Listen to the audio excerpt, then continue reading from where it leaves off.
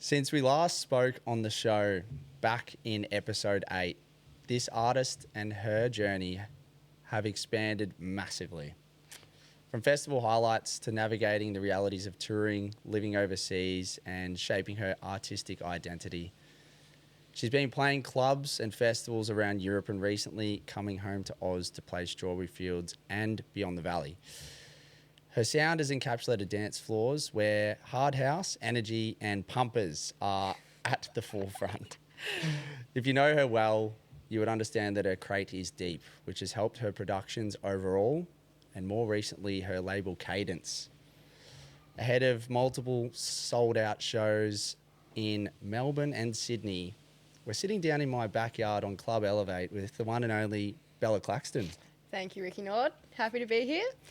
What a reunion. Dude, I can't believe it's been nearly 4 years. It was May 2022 was the release. Was it? I didn't look at this. one. I didn't look at the specific date, but I just saw the year.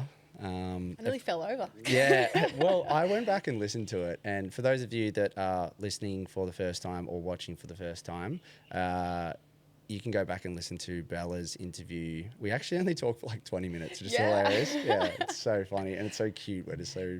Yeah, I'm such a bot, but So fresh. It's very fresh. But I think like during that time we were talking about obviously your journey and how you got into DJing, which I don't think it's, if you want to learn that, you can go back to that episode. We'll obviously touch on it a little bit, but we're talking about, your mum showing you the Prodigy and, growing up and playing in bars in Albury and then, moving to the Big Smoke and playing to people sitting down. During COVID. The third day. There was those. Yeah, we'll talk about the signs that were on the wall. I still have it. I stole it. I was like, this. I'll never ever see this again. Yeah. It was like dancing, cross, and then it was like sitting down, like tick. I was like, this is like an artifact. It is an artifact. I actually forgot to press record on this. I'm quickly going to do that just in case we need a backup. But we are recording on my laptop. I always like to be safe. Over the journey of running this show, I have had multiple audio issues, multiple video issues. I've had a mic muted. I've had pretty much about everything under the sun. So I like to cover my bases. Backups. Yeah, backups are good. Backups. We were actually talking about your backup USB when you played Cake main stage in our last chat, which I was laughing about. But then it wasn't until I actually was lucky enough to play on like a bigger stage, I was like, I understand it now. So I had like triple. Literally, you were in my head. I was like, Bella had 3, I could have 3. Yeah. I had one in my like usual USB pouch, one in my bag, and then one in my toiletries bag. Smart. Just like knew the whereabouts of them, so I could always go back to them. But anyway, slight tangent. How have you been anyway? Good. Busy, but really good. I feel like in a weird way, like all my dreams have come true. What did you do New Year's? I was at Lost Paradise and then stayed there for a day, came home, practiced my BTV set for like 12 hours and then went to Beyond the Valley on the 30th and stayed there until New Year's Eve when I played. So that was when we first saw each other on the 30th. First time seeing each other in ages. Oh my God, out of the Portaloo. Yeah, true. It was so good. I like burst out of the Portaloo and like I hadn't seen you yet, and then it was just like a massive hug. I think I like squeezed the wind out of you. Yeah, I think I was like lifted up like 6 foot into the air. It was good, but I mean, I've been itching to talk to you about Beyond the Valley, to be honest, because unfortunately I wasn't there on the actual New Year's Eve. Yeah, so dog. But I remember waking up on New Year's Day and checking my phone and going on Instagram and seeing it might have been the day after, or I don't know. It's quick, but seeing you play up on the Dance Dome, in front of so many people, standing up on stage playing Seek Bromance was like, it literally like gave me goosebumps. And my first question to you is, what's the process like of trying to time that with New Year's Dude, Eve? it was the biggest headache. Like, I was sweating over that for about a month. Understandably, I'm sweating now. Like, so I had strawberry fields to prep for. Like, I'll always prep for a big festival. I never really like to go in blind. I think I play a better set, especially with Hard House, like, because it's the bass lines and the keys. Like, if you kind of mix it, you know, out of a correct phrase, it doesn't really sound as good. So I really like to prepare my sets for the big stage. So I was like prepping for Strawberry, and then after Strawberry finished, that really only gave me like 4 weeks to prep for like Lost Paradise and Beyond the Valley. So I kind of had like I'd been putting tracks away probably for 6 months. You know, just you hear like old tracks every now and then. You go, oh, I think that I could try and make that work. So I always end up with like a playlist of maybe like 100 tracks that I could potentially fit. And then, just started DJing at home, trying to see what fit together. I kind of feel like it's a bit like a puzzle. And I remember like I kind of finished like a bit of a run through, and I was like maybe like 5 minutes over, and then I was like 3 minutes under, and then I was like 1 minute over, and then it was like, shit, like this is just going to take forever. And eventually I just had to like set cue points like through specific tracks. You know, if there was like 32 bars I could skip, I'd skip that there. But then we also, as a backup, we spoke to the production team and we synced up the visuals with my track. So if I was, say, like 10 seconds off or 5 seconds off, it would still give that effect. Great. So like I knew I was going to be within like 10 seconds, but just to like have that effect and like the theatrics, like I really wanted to make that moment really special. Yeah, totally. So that was just like an extra like backup. Yeah. We could back up some backups. Yeah. Backups. So that it would, you know, have that moment. Like I could be wrong, but I feel like I hadn't really seen like a really big countdown moment on the Dance Dome, where they had like all, you know, where it was like perfectly kind of synced up and you know, had all the visuals. So I really wanted, and I was also going up against Dom Dollar, who had probably one of the sickest countdowns, maybe 2022. So I knew I was going to be up against something, you know, great on the main stage. And I thought, if these guys are going to stick with me instead of seeing probably the biggest dance music act in Australia, I want to make sure it's like worth their time. So I felt like a bit of pressure, and I wanted to do right by the punters who came and stuck it with me. So yeah, then it all went to plan. I think with about 10 minutes before midnight, I like knew that it was going to work. And I was like, sick. yes, like it's gonna be fine. And then I was like, I'm in an RN with my manager Sam. I was like, do I jump up on stage? And he's like, well, you've got public liability insurance, so like go crazy, like get up there. And I was like, all right, I think it like calls for it. Like, let's get up on stage. Was this during the set, this conversation? No, this was like in the green room beforehand. Okay. Yeah, like, and he was like, yeah, like I reckon it's the time. I think it just like looked great on camera, and I feel like the moment called for it. Standing on the stage. And heaps of other DJs were doing it, so I was like, why not? I'll get up there. I think Lisho inspired me. Lisho gets up every time. I love it. Did you get on the mic? No, they had it ready for me, but I'm not into that. Yeah, fair enough. I don't want any interruptions. I don't want people to just get lost in the flow of the set. Like I don't want.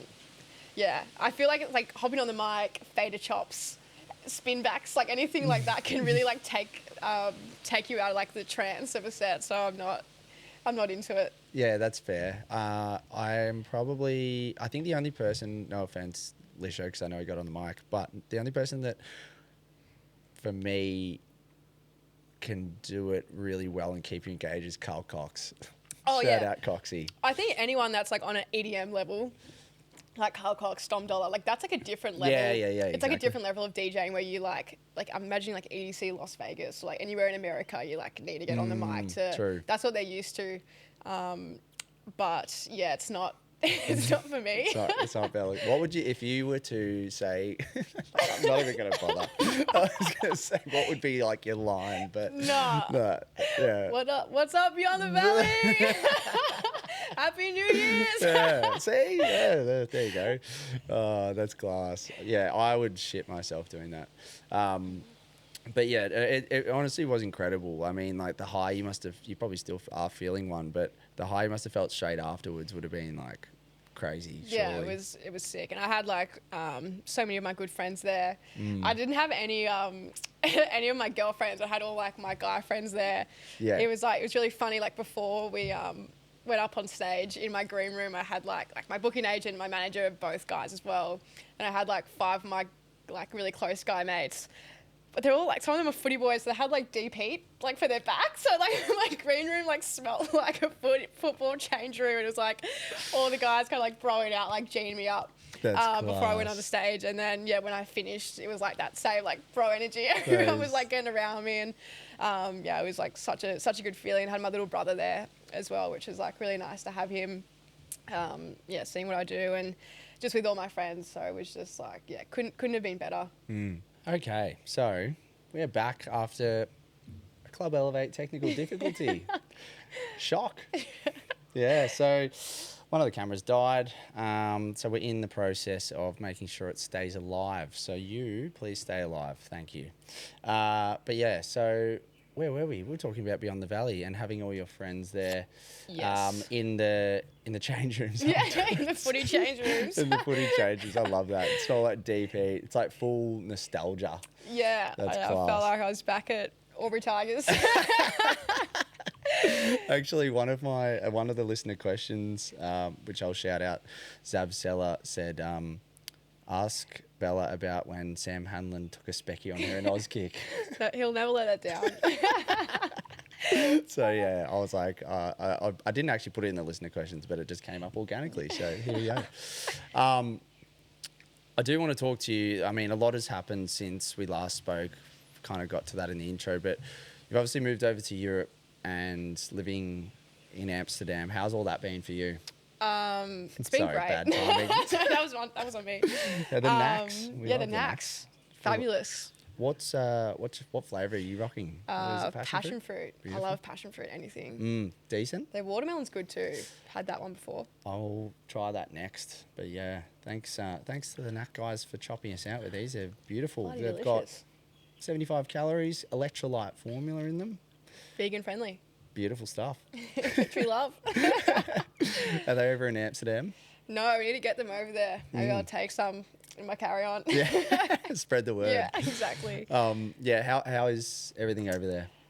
It's great. I feel like I've found my footing there, which is so nice. I've made some really great friends. I think I've met this guy named Charter de Vries. Actually, we'll just go by his DJ name, Charter. Charter.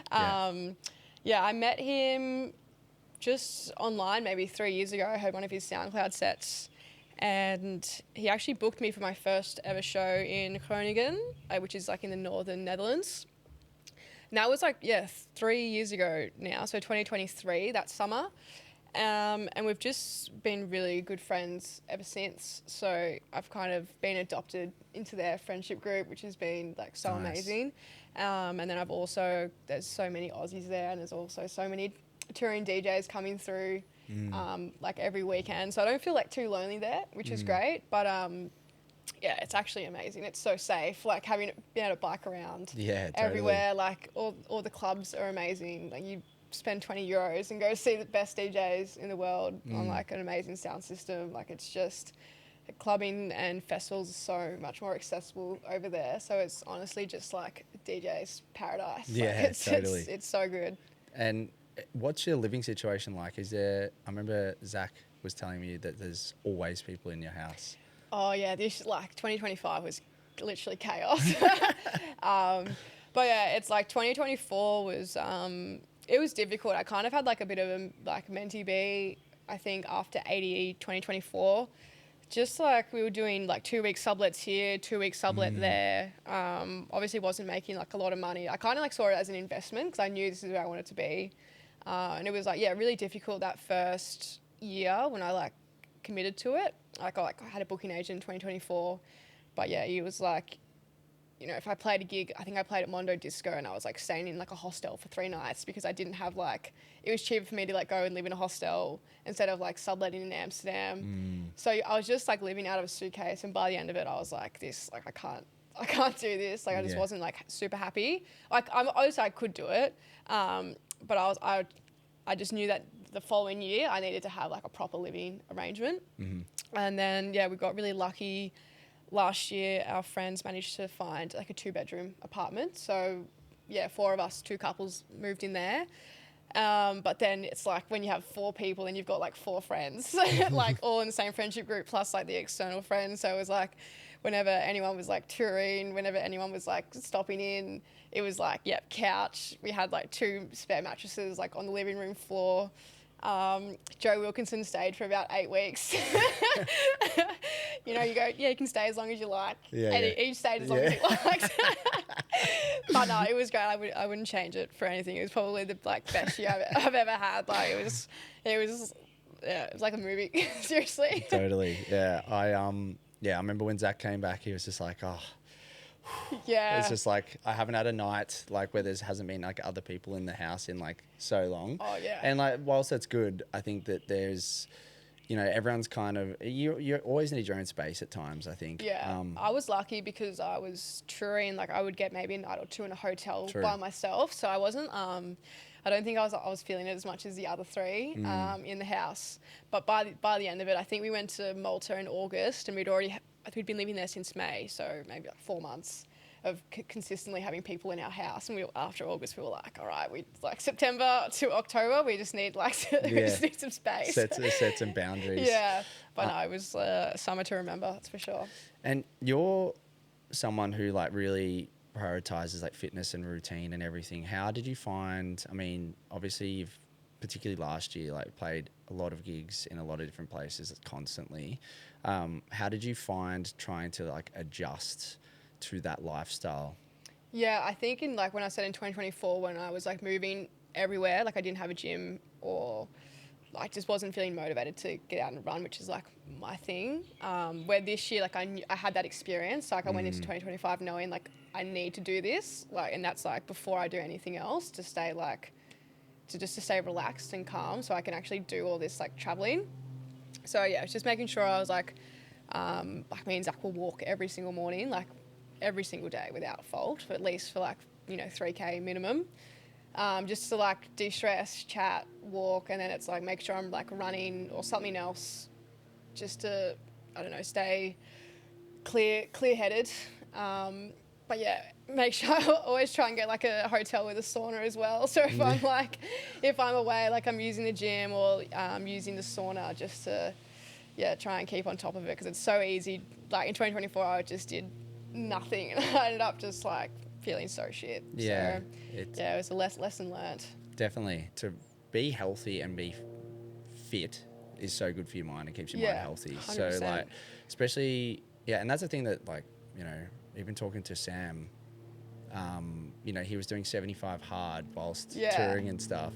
And I was like, I massive respect to him for being able to do it. But I just can understand how hard it would be for touring DJs to be healthy because like you're on the go all the time. You often don't really get a choice for like what you eat when you can, and you're like so sleep deprived a lot of the time. Like trying to find those moments to keep that routine would be tricky. How do you find, after you've had a big weekend of gigs or whatever, how do you find the period of settling back in? You've just come back to Amsterdam. Like what's that sort of look like for you? Just in general, I normally give myself like Mondays off completely, which works because, well, especially in Australia because Europe haven't woken up yet, so there's no like emails from Europe when I wake up on a Monday morning as well. So that's a good one. But yeah, when I get back to Amsterdam, probably in April, I don't know, it's just like, finding your feet again, but I do kind of land on my feet in Amsterdam. It's kind of like when I land back at Schiphol, I'm like, yes, like I'm back here, like I'm really happy. And I don't know, I know the city so well now, so I have my parks and my routes that I like to walk, my coffee shops, so I think just like having that to go back into just like really helps and you feel so comfortable straight away. So it seems like you like really have found home in Amsterdam. Oh, 100%. Yeah. Like I wish I was there. I think I will be there longer this year, but yeah, I love it there. For where I am in my life at the moment, it's like heaven. Totally. And I mean, home is obviously here. What's it been like coming back home and the feeling of like playing here again? Obviously we spoke about BTV and obviously touched on Lost Paradise, but how's the feeling been? And Yeah, it's been good. It's very different. Like Yeah. I've noticed that. in what way? I think in Europe, I did notice like the lack of club culture. Like, sorry to jump into the negatives, but I did notice like the lack of club culture when I came back. Like, I think, like even like XE had shut down when I was away. So I just think, like when I'm playing club shows, like I think people still expect like festival sets or like heavier like music or big build-ups. But yeah, it's like, it's great coming home and playing to like these big crowds and everyone like really excited to see you, which is like so epic. And it's like so great to come home. But I was like a little bit sad for like the next generation of people like coming through. That there's like not a lot of clubs and yeah, I feel like people aren't really going out anymore, or they're only really going out to like one or two venues. So I feel like there's kind of like a lack of diversity on like what I can play. Like I was playing, if I wanted to play some like slower stuff at some of the club sets I've played here, they're not really interested. Where I feel like in Amsterdam or in Europe especially, like if you play stuff that everyone knows, like they're not really as interested. Like they want to hear new music, fresh music, stuff they haven't heard before. I feel like there's like way more, not necessarily pressure, but yeah, you can't Like get you can't really get away with like playing bangers everywhere around Europe. Where in Australia it's like, I think because there's a lot of like new people coming in, you can kind of just like play like your greatest hits from what you've been playing in Europe, and it just like hits every time in Australia. How do you think that changes, you know, like going forward, you know, because obviously that's become a thing over probably, you know, the last, you know, probably since COVID really. That was kind of like the catalyst to change the dynamic of the whole thing. How does, you know, it's a philosophical question, but like how do we change, or how does the industry kind of navigate that mentality, you know? Like how do we kind of find a way where people are more patient and more open-minded? I feel like it's almost like, I just thought of this analogy to then, but I feel like it's almost like a bushfire. Like, I feel like everything's kind of like burnt to the ground in a sense. And then you have these like fresh roots that pop up. And I think clubs like Solace are great. I think clubs like Angel Music Bar are great. I don't know, Dr. Morse, like Lamb's booking some great people now. I think it will attract the right people, and like that's how it organically started previously, and I think that's what will happen again. Like the people that are really interested in it will go to Solace, they'll go to Monica, they'll go to Miscellanea, like, and they'll really love it, and then that'll spread organically again. But yeah, I think it's on the mend, like especially seeing like how great Solace is doing. Yeah, Miscellanea as well, and Angel Bar's got a refresh, and like even the parties that Waxo are doing, like there is lots of good stuff out there to go and attend. But I think it's just like on a smaller scale until it builds up again, where the young kids are more educated. Maybe they've been to Europe and seen what it is like over there, and then they'll want to replicate that back here. Yeah. So yeah, I think maybe the worst is over. But yeah, I have hope that it's like going to come back like it was. Yeah, I mean, it's all cyclical, right? Like if you speak to, I mean, talking to someone like DJ Jeanette, like she would have gone through like cycles and cycles and cycles of genres being popular and different like vibes in clubs and attitudes in clubs. And, you know, she was starting off out on records, and then CDJs got introduced. And then, you know, it was interesting talking to her because, you know, a lot of kind of people from that sort of generation are like, oh, you know, fuck CDJs and like digital music, like da-da-da-da. And she kind of was complete opposite. She was like, no, like I embraced it. Like it's a new challenge, you know. She still DJs, CDJs like records, like pitch Honey rides. Dijon does that too. Yeah. And you're like, yeah, you're a real one. Yeah, for real. Honey Dijon is crazy. Pitch insane. on the Monday last year, like that day of music. It was DJ Jeanette and her son. That was a sick set. Oh, it was a sick day in general. So good, yeah. Into Honey, into Yob. That epic day. The GOAT closer. But yeah, it's just cool to hear those sort of like mentalities from people who are so experienced and have done so much and seen it all, really. Yeah. I like your thought process around it, because it is really easy to sit here and be, you know, negative. You'd be like, oh, you know, the club culture's shit. And it's not shit. It's just like, it needs work. Just needs work, 100%. Yeah, you know what I mean? And there is work being done. And as you alluded to there are people, a lot of people and a lot of groups and collectives doing great. So it's looking promising. Yeah. I think it's just hard, like, whenever there's a really great international coming to Australia, the only way you can see them is at Pico or at a timber yard, and it's like $100 plus to go and see. You're saying like a big scale international. Yeah, and it's like where in Amsterdam, like I could go and see like world class DJs at Lo-Fi or Ram or Panorama Bar, whoever, like wherever. It's like €20. And it's like it's so accessible, and it just keeps that like clubbing culture alive. Like I feel here, it's like, all right, it's hard ticket only. We're gonna go out once a month, spend $100.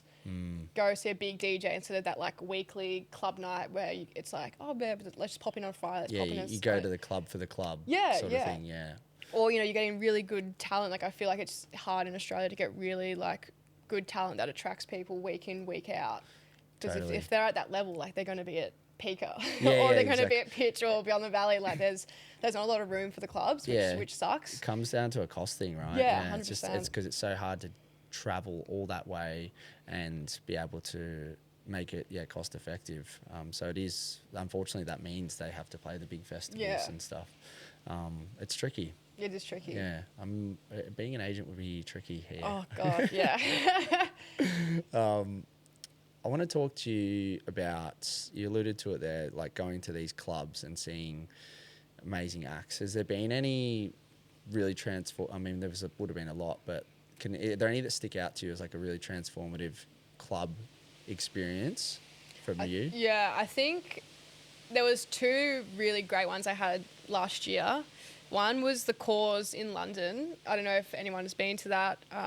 The one I went to was like Shanty Celeste's, I think it was her birthday party. And she did like a outside during the daytime and then inside at night. And she played 2 different sets. And this was maybe in like May.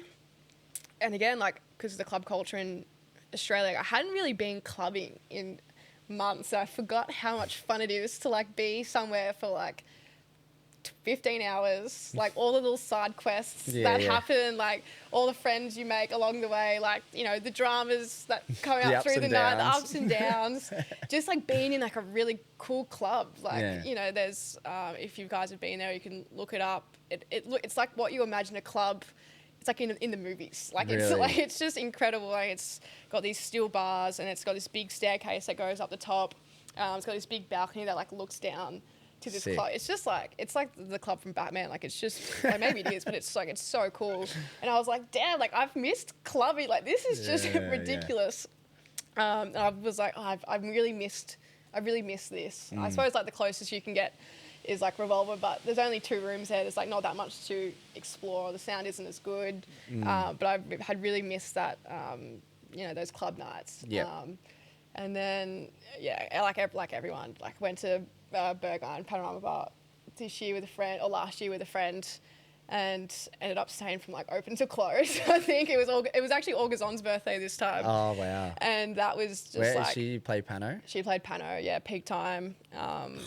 But yeah, I was with my friend Alistair, and we were just like... Was she playing house? Yeah, she was playing house. But I just found these like amazing DJs as well.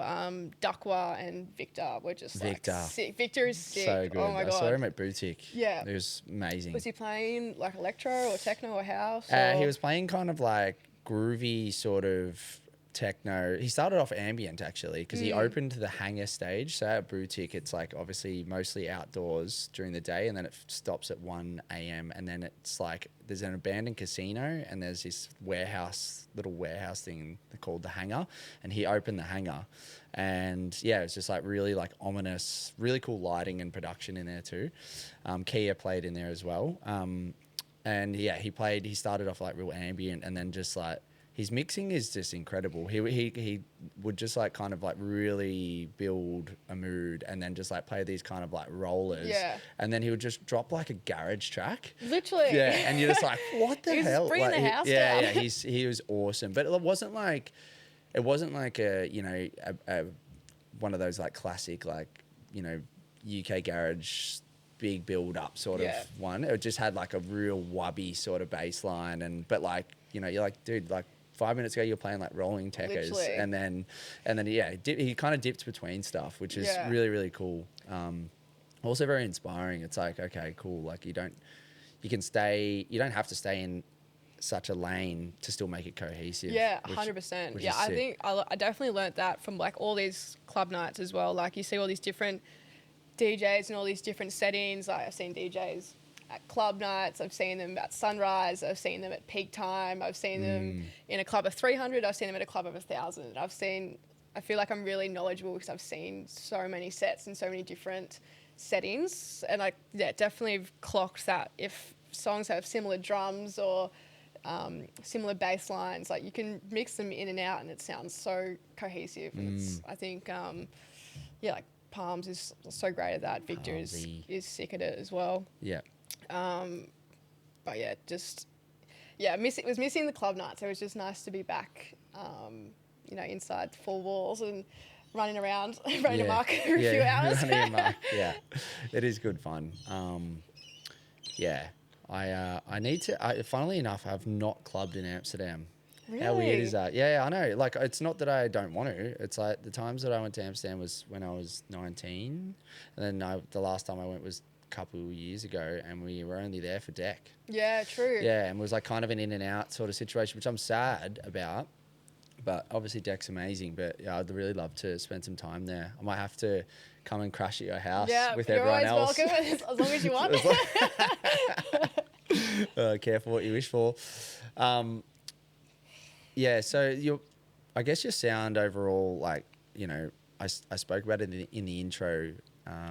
You know, if you wind to your VTV set, it's like, it's, you know, those pumpers and familiarity. But I know you well, and I know that your crate is very deep, and like a lot of the sort of, particularly house that you've got in your bag is so rich. I remember when Pitch got cancelled that year, we were at your house partying because we thought Pitch was cancelled, and you DJ'd for literally like, I think it was like 6 hours. I think it was just 6 like, hours. Yeah, just like literally just like, it was even longer, I think, because, and we were just like, you weren't even like talking to us. We were all just like playing ping pong and like, yeah, I was locked in. And you were just locked in, but it was all just like such nice music, and it was just funny because I was just like, whoa, Bella's bag is deep. But I want to talk to you about starting and running a label. So you just released a self-release on Cadence, your label. How's all that been, and what's the vision for the label? Yeah, it's been really good. I didn't think I would ever do it. But yeah, I think after 2025, I just felt like it was the right progression. Like I was getting all of this unreleased music. It's like one of the great things about becoming a bigger DJ is like people want you to play their tunes. So you get so many tunes sent to you, and like a lot of the stuff I play now is unreleased, which is epic. But a lot of the stuff like wasn't really finding a home, and it was just kind of sitting dormant on my USB for years. Like I think there's even some stuff that I played at A3 that still isn't released. And if I had a label, I probably would have put it out to the world. Like people want the IDs, like people love it, and I'm not really worried about the money. It's more just like for the love of getting music out and giving a platform to these like elite producers. So yeah, I've just like reached out to, you know, there were some tracks that I played in pretty much all my sets all last year that still hadn't found a home. So I reached out to the guys and was like, hey, I'm thinking about starting up this label. Also want to throw parties with it as well. So it was kind of started out as a party, but then once I wanted to release my own music, it kind of fell into like a label as well. So yeah, it will be like a label and party. But yeah, we've got 3 releases lined up after mine. So we've got like Momberg, the guy from Cologne who I did my Seek Bromance edit with, which is great. We've got a guy, Automatic, from the UK. Like the 2 tracks, I like opened my Glitch set with it, and I opened my Strawberry set with the 2 tracks of that EP. And then we've got a guy from Shepparton actually called Uni. So Sick. yeah, he's like this like young producer, but he just sent me these tracks and they were just epic. And Unreal. I was like, yeah, it just feels right. And it also is very inspired by these club nights I'd had. So it's like, it's not necessarily like playing music in a club and playing music in a festival, completely different. Like clubs is like more rolly, like more like, I don't know, sexy, dark, you know, just, you don't need the hands in the air moments. Like it's just have a dance. Like you don't need to be jumping up and down the whole time, like long sessions, I would say. So yeah, a lot of these tracks, you know, they're not the peak time bangers, but they're the tracks that, you know, fill up, you know, in the first 20 minutes or an hour into your set, 2 hours into your set or 3 hours into your, you know, 6 hour set or whatever it is. Yeah, so sorry, another technical difficulty. They continue. They come in threes, so they do. just Waiting for the next one. It's about us. So yeah, I think the label is inspired like from those club nights that I was experiencing in Amsterdam. Like Rosa Terenzi, big inspiration. Sadefa Darcy, like Orgazon and Ryan Elliott. Like the music isn't what they would play, but it's like it gives that same feeling for me, which I think is really important. Just nice like rolling music, which I think, you know, in the genre of hard house, there's lots of pianos, there's lots of big build-ups, lots of big crashes. Like, I just like wanted something a bit more like subtle and a bit more like proggy for the club sets, because you play a lot of them in Europe, like in Australia playing festivals, but you know, 9 out of 10 gigs in Europe are in a club, and you just need something else in your arsenal. So I'm really excited to see what else we're able to release and see what else.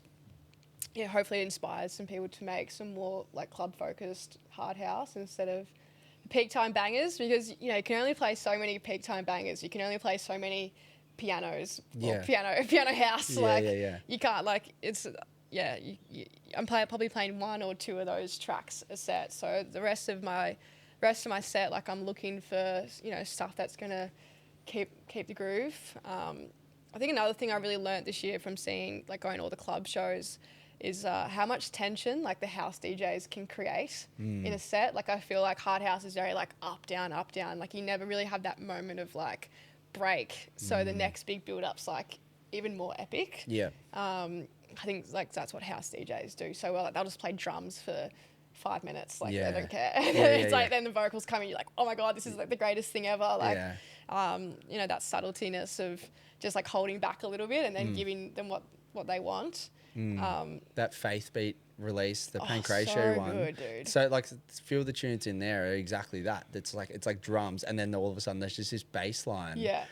And it's so simplistic, but it's less is more. 100%. You know, and like hearing a tune like that, like I've played that tune out, that whole record out. I think I've played every song on that release at some point. So good. And yeah, just the way that it like. It's almost like it's house, obviously. It's like real gritty, but it almost is like progressive house in the way 100%. That it's like structured and the way that it rolls and the so much movement. And then there's like pads that come in. Yeah. Was it Pancratio? Yeah, Pancratio. Yeah, go listen to that. Yeah. It's new on Faith Beat. So good. It's called Automatic House is the record. Tune. I finally remembered an ID. Yeah. Those people that listen to the show regularly know that I just am so shit with IDs. I know the tune and I know what it looks like visually, but actually remembering the song name, I'm really proud of myself. Good job. Thanks, guys. That's going to be my 2026 resolution. Love it. Is to remember some more ID names. Yeah. I want to talk to you. You touched on there with your label and, you know, kind of wanting to dip into some more rolling stuff. What sort of tunes, I touched on your Deep Crate. What sort of genres and like ideas are you kind of listening to that people maybe wouldn't know in terms of like genre of music? I listen to like a lot of like gospel house. Like, so I love doing my intros with like gospel. Love kind of the samples as well, like the vocals as well, like the energy that like gospel music has. Trying to think. Kalahari Oyster Cult would definitely be a label I look to. There's this EP by Sam. Oh yeah. Now you got me with the ID. Where's Big O? Literally. It's called Mastermind. Oh yeah, Mastermind by yeah, Sam. it is. Yeah. That. I don't even. It's almost like, It's like ambient, progressive.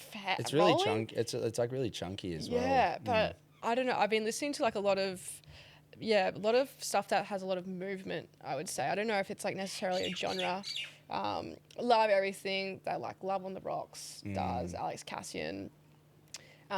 Anything that would sound good next to a beach, I'm all over it. So I call it like tropical house. Like, yeah. It's not tropical house, but it's like I can just picture it. Like whenever I listen to it, it's like all right, Deckmantel Selectors, like Carla, like Boutique, like anything like that, like beside water. Yeah, I've got a playlist on my USB called By the Water House. Yeah, that's it. That's exactly it. Yeah, I listen to a lot of By the Water House. Yeah.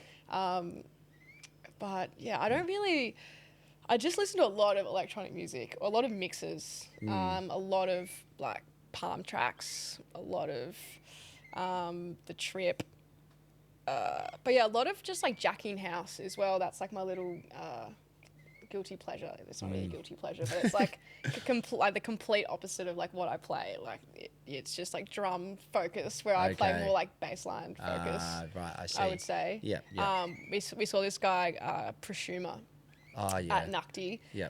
And yeah, if you want to listen to a set, listen to Proshuma at Nuck Digital 2025. Heidi sent it to me. It is ridiculous. Yeah, like good. the house is like that is tension right there. Yeah. That was ridiculous. Yeah, he was out here recently. He was, at the bowl. Yeah, that's right.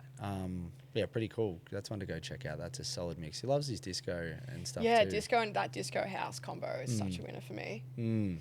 Yeah, I would love to watch him play. I think I saw a video of him playing back to back with, I want to say Pete. Yes, maybe. Yeah, they did play. I think it was Love International. Yeah.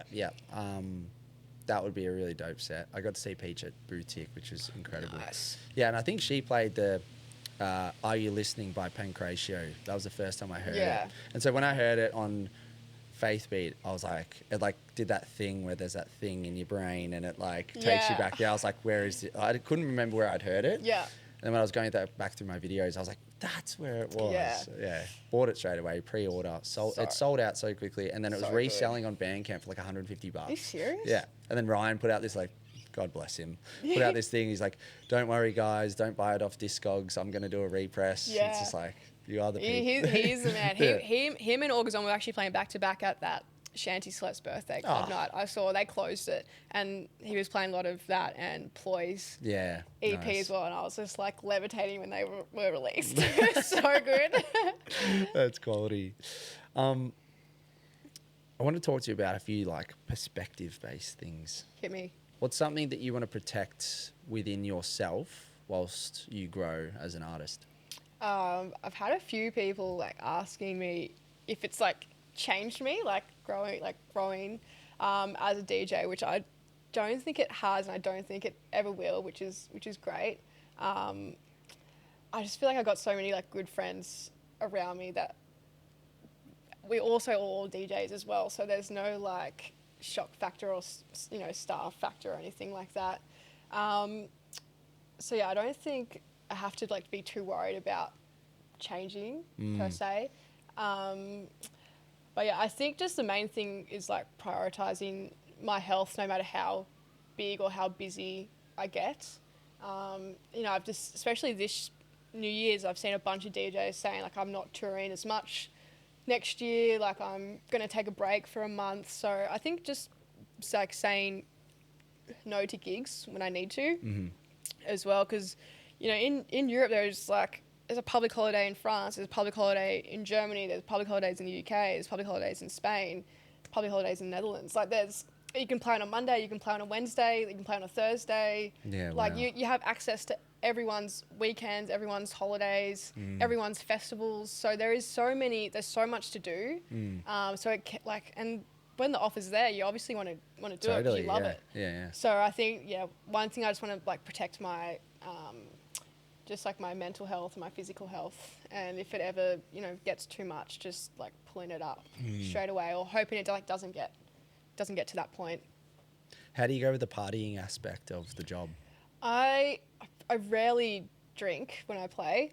I'll only really drink if like my friends are there. So it's normally like a big show. So Yeah, selective with it. selective, 100%. Because like, yeah, if especially in Europe, like I could be playing like four nights in a row, Yeah. and it's just like you literally can't drink like yeah. or party. But normally like I'll like lock in a party. So I'm going to Carlisle Festival.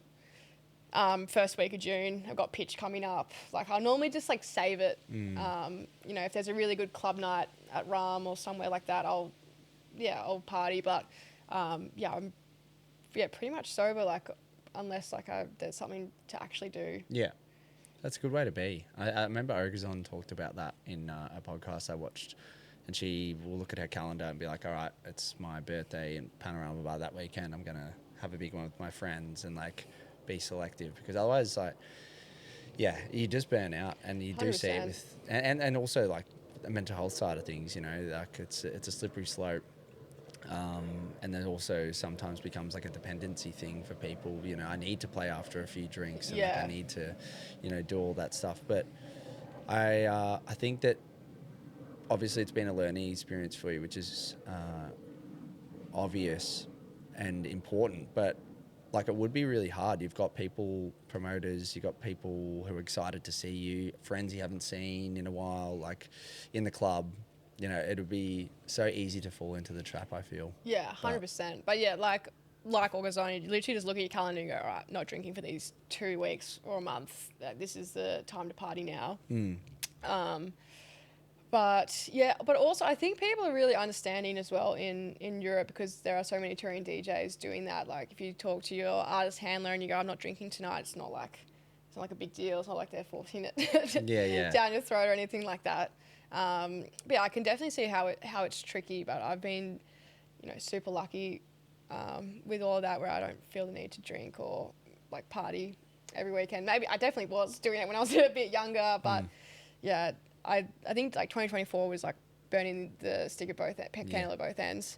But yeah, definitely learned from that year. When you zoom out, what do you feel that your kind of music and your overall artistry is trying to portray as Bella Claxton? Like, what do you, obviously not just your sound, but what do you hope people to kind of take away from watching your sets? I just want people to have fun. Like, I think that's what I love about playing in Amsterdam. Like, people are just going crazy. And Really? I want people to, like, take that from when I'm playing or when I'm, like, out partying. Like, I'm always giving it 100%. Like, and I hope people, like, see that and take that away. I want to make sure that, you know, the music's always fun, always mixed well. I want to make sure that everyone else is having a great time. But yeah, I think I just want, like, when I look out, I just want everyone.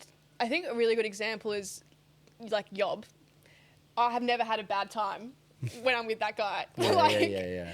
I want people to have that feeling with me. Like whenever if I'm at the same club as him or I'm watching him play a set, like I'm yet to have a bad time when he's around. Yeah. And I want to make sure that I have that effect on people as well. Like I want to make sure whenever I'm playing or, you know, you're dancing with me in the club, like you're having a great time. So I think that's what I want to make sure that, everyone's feeling when they're around me. I definitely get that feeling when especially up on an esky at pitch. Oh, I can't wait. I can't wait. Yeah, it's always, shout out the Dometic eskies. Oh, I should Zach inspired me to get one. There's one in the shed. They're that good. Yeah, they're that so little good. cube. Yeah. You could get 3 people on it. Ice cold. Yeah. All weekends. Orange Powerade. Sunday morning. Yeah. So good. It's quality. So yeah, come to the time of listener questions. Thank you to all of you for submitting them. There was a shitload to get through, to be honest. I want to see them all, actually. Yeah, we'll go through them after. First one comes in from Shut Up Georgia. One piece of advice you wish someone had told you when starting off DJing? Your friends are like your biggest support network, and you should never be afraid to ask questions or if you need any help. Like for me with production, like there's no way I would be able to produce a track without all of my friends' help, or reaching out to someone. I think Josh, he set me up with like an Ableton coach at the start. Juzzy, like Airwolf Paradise, like pretty much helped me produce my first EP. Like I've had Antasia, Ole Lishman, Dart have all helped me with like my latest EP, like everything. Like you literally have all your friends at your disposal, and you should never be like ashamed or feel awkward about asking for help, because like everyone, this is like a trial and error industry, and yeah, you should use all resources available to you. That is a great piece of advice. What's your favourite back-to-back? This one comes in from BB Dexy. Favourite back-to-back? I think just because of like what it was, the back-to-back with Lama on the A10 in Amsterdam, which was like the highway. Yeah. Like that was just insane. That was insane. I actually, like, little side track, I found I was going to play that gig like a day before. Yeah, that's right. Which was just crazy. Apparently, Martin, I don't know if I meant to say it. Apparently it's meant to be Martin Garrix's back-to-back Lama. Because it was meant to be all Dutchies for like the 750 year of Amsterdam. And Martin Garrix couldn't make it back to Amsterdam. So I got the call up. So I'm sorry to everyone that was there. But that is class. Yeah, that was just an insane day. Like, I can't believe that I got to do that. Wild. This one comes in from Morty McFly. Did you come up with 6 degrees of Kevin Bacon, or is it a known thing? I actually think Interpol came up with that one, but it is actually real. So one night, I think, after a club night, we came home and we heard of this game. It's called 6 Degrees of Kevin Bacon, and I think it's like every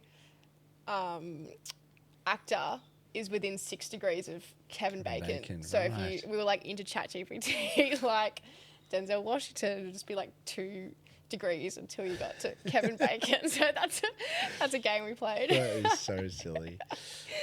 Favorite set of, sorry, I keep forgetting to say the person. Lewis Dixon, favorite set of 2025. Lewis Dixon, 75 days until Sydney headline show. I think you'll like to hear that. I reckon I get every week from Lewis. Oh, nice. It would be like from Strawberry, it was like 90 days, Bella. And then it would be like 50 days, really? Bella. Okay, that's great. Now the new countdown is to the Sydney headline show, which is funny. That's exciting. He's a funny guy. Favourite set? Honestly, the Trip Club Dance 2025 I've listened to 1 million times. Nice. So that would be like my favourite recorded set. But I think my favourite set I've seen in person would have been either like Duckworth Panorama Bar. Like I cried like 5 times during that set. Like it was just like he was playing like gospel at like 10 a.m. Sunday morning in Panorama Bar, and they shut the shutters. Yeah. And then like when like a really big track would come on, they like open the shutters, and it's Yeah. just like chaos for like 5 minutes. And I was like, this is epic. So like those two were just 100% the ones I remember the most from the year. I love that. Oh, so good. These are going to have to be the quickest Ricky's Quickies of all Sorry, time. I'll go quicker. No, it's all right. Ricky's Quickies, we're going to be quick because the SD card has 4 minutes remaining. Intimate clubs or festivals? Intimate clubs. Dream back-to-back partner? Definitely Yob. Nice. Sunrise or sunset sets? Sunrise. Best city for food? Oh, randomly Crete and Greece. Like the Cretan sausages, so good. All Greek food. If you weren't making music, what would you be doing? Oh God, I'd probably be working as a tour agent. Nice. I'd be in the music industry 100%. One word to describe 2025 for you? Epic. Guilty pleasure track? Oh. Sorry, that requires thinking. You can skip. Jesus. Let me come back to We've that. got 3 minutes apparently, which is solid. If you could teleport anywhere right now, where is it to? Probably Thailand. It looks like everyone's having a lot of fun there right now. Nice. Where did the ice cream come from in Maceo Plex? I don't know. Someone tell me. That's one of the world's great mysteries. Yeah, I think it was Morty McFly though. I think we got to the bottom of it. Oh. It was that like Geelong doof cart at Pitch. There's a mouse above your head. No. Yeah, we've got it in the back of that one. Oh, where is it? It's on the tree. I see it. Here's Oh, the mouse. Possum as well. If you if you could only use one FX on CDJs for the rest of your life, what is it? Probably Echo. Echo. Yeah. Most underrated producer in Australia. Rocker. Favorite BPM zone. 142. Oh, range 138 to 142. Oh yeah, nice. It's your last ever gig. What do you close with? God, I think Love Is in the Air was a pretty good closer. Yeah. That's a good one. There's also Backfired Dave Lee Club Edit. I think that is just like a beautiful, like, epic hands in the air way to go out. Nice work. That is the end of Ricky's Quickies. This will come out just before these shows, but we spoke at the start, Sydney and Melbourne. Does it go Melbourne into Sydney? Yeah, 2 Melbournes, then got a little break with Pitch, then 2 Sydneys. So, yeah, super keen. It's going to be, even though it's a big venue, it's going to feel really club, like a club and very intimate. We're going to have lots of smoke. Should have some little bit of staging around the side to fill it up a little bit, and some really epic surprise guests, which I'm so happy it all worked out. That's epic. Oh yeah, I'm really excited for them. No, it's been so special sitting down with you. As I said before we were chatting, like we're going to do this together initially. Remember we were like thinking about doing a radio show really, really early on the piece, but it just like didn't quite line up. And it's been so special to sit down with you and like just see the journey that you've had so far, even from episode 8 to now, is incredible, and very proud of you. And I'm proud of you. We all are proud of you. It's like come to. It's like it's so epic seeing you at all the major festivals now, doing your thing, getting the best guests. Like it's insane. Thanks. So, let us go. High five. Cheers, a knack.